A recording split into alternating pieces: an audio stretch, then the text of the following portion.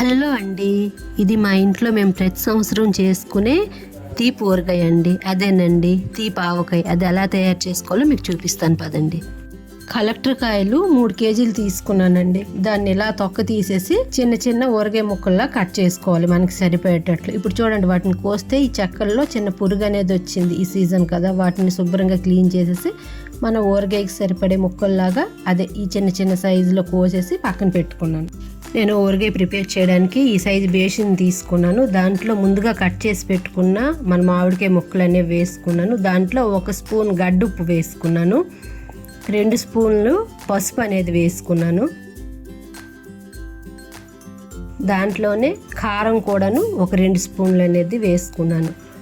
ఈ కారం 2 స్పూన్లు వేసుకున్నాక దీంట్లో మనం వేసుకునేవి సోపు, మెంతులు, జీలకర్ర, ఆవాలు, ఈ 4టిని పౌడర్ చేసి ఇందులో వేసుకోవాలి. ఇది ఎంతెంత వేసుకున్నాను అనేది నేను డిస్క్రిప్షన్లో నోట్ చేస్తానండి.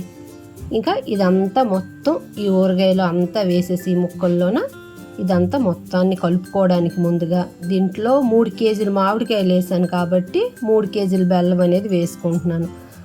అంటే ఇంకా ఎక్కువ కూడా వేసుకోవచ్చు.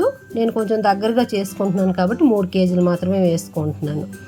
ఇదంతా వేసుకొని దీంట్లో కొద్దిగా ఆయిల్ అనేది వేసుకుంటున్నాను ఇదంతా కలపడానికి.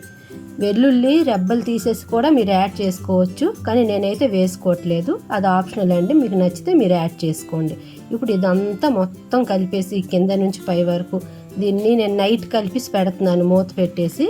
మార్నింగ్ మూత తీసి చూసుకునేసరికి చూడండి, దీంట్లో మొత్తం మామిడికాయ ముక్కల్లో ఉండే వాటర్ అంతా కిందకి దిగిపోయింది. ఇప్పుడు ఇదంతా పాకం వచ్చినంత వరకు దీన్ని మనం ఎండ చూపించుకోవాలండి. ఇది ఎండలోనే ఈ ఊరగాయ అనేది రెడీ అయిపోతుంది. ఇప్పుడు దీనిపైన ఒక జాలి అనేది వేసుకొని నేను ఎండలో పెట్టుకుంటున్నాను. ఇలా 15-20 రోజులు పడుతుందండి ఊరగాయ అనేది అవ్వడానికి. నాకైతే ఒక 20 డేస్ పట్టింది. చూసారా, ఊరగాయ అంతా రెడీ అయిపోయింది. ఇది సంవత్సరం నిల్వ ఉండాలంటే దీన్ని ఒక జాడీలో మనం స్టోర్ చేసుకోవాలి. నేను ఇది ఊరగాయలు పెట్టుకుని ఒక జాడీని తీసుకొని దీంట్లో నేను స్టోర్ చేసుకుంటున్నాను.